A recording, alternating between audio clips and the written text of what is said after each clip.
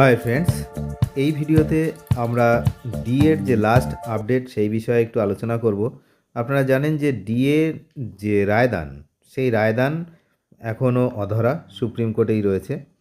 এর মধ্যে ফেব্রুয়ারি মাস চলে আসছে, জানুয়ারি মাস প্রায় শেষের দিকে যাচ্ছে, এখনও ডিএ মামলার রায়দান নিয়ে কোনো খবর নেই।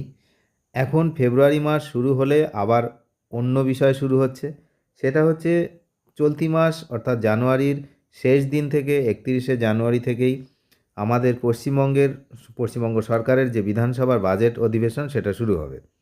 আর ফেব্রুয়ারির 1 তারিখে অর্থাৎ ঠিক তার পরের দিন কেন্দ্র সরকারের বাজেট পেশ হবে।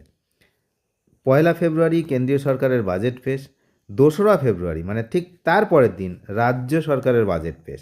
খুবই গুরুত্বপূর্ণ দিন সামনে আছে, 1 তারিখ এবং 2 তারিখ ফেব্রুয়ারির। এখন ঘটনা হচ্ছে ডিএ তো এখনও রায়দান হয়নি।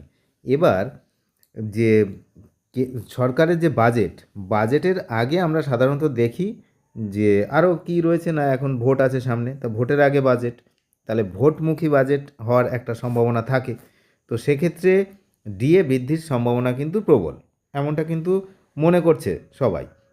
যেহেতু ভোট আছে সামনে, তা ডিএ একটু বৃদ্ধি হতে পারে, এমনটা মনে করা হচ্ছে। এদিকে সুপ্রিম কোর্টের রায় নেই যে ডিএতে কি হবে, কি রায়দান হবে, কি কাকে কি নির্দেশ দেবে।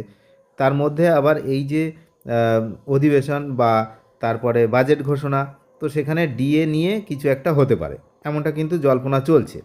শুধুমাত্র ডিএ নয়, এর মধ্যে হচ্ছে আরও একটি বড় বিষয়, সেটা হচ্ছে নতুন পে কমিশন।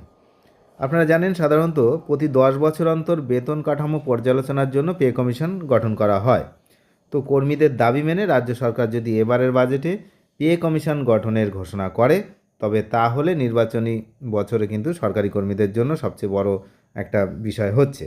তার কারণ এই পে কমিশনের বিষয় রয়েছে, যেখানে 8ম পে কমিশন কেন্দ্রীয় সরকারের, সেটা কিন্তু অলরেডি ঘোষণা হয়েছে। তো এটি সরকারি কর্মীদের যে মূল বেতন এবং অন্যান্য সুযোগ সুবিধার উপরেও কিন্তু মেয়াদি যে প্রভাব, সেটা কিন্তু বিস্তার করে এই পে কমিশন। এখন ফেব্রুয়ারির 2 তারিখ রাজ্যের বাজেটে রাজ্যের অর্থমন্ত্রী কি বলেন, কি পেশ করেন, সে নিয়ে কিন্তু জোর জল্পনা চলছে। তবে যে সমস্ত মহল থেকে যা জানা যাচ্ছে, তাতে ডিএ সম্পর্কে কিছু বক্তব্য হতে পারে। এখন বিষয় হচ্ছে, যত সময় না হচ্ছে তত সময় কিন্তু আমরা কেউই এই ব্যাপারে নিশ্চিত নই। কিন্তু যেহেতু ভোট রয়েছে আর কর্মীদের দীর্ঘদিনের বকেয়া ডিএও রয়েছে, সেটা বিচারাধীন রয়েছে, তারপরে এখন বাজেট, তো সেই বাজেটে কিছুটা হলেও ডিএ বৃদ্ধির আশা কিন্তু সবাই করছে।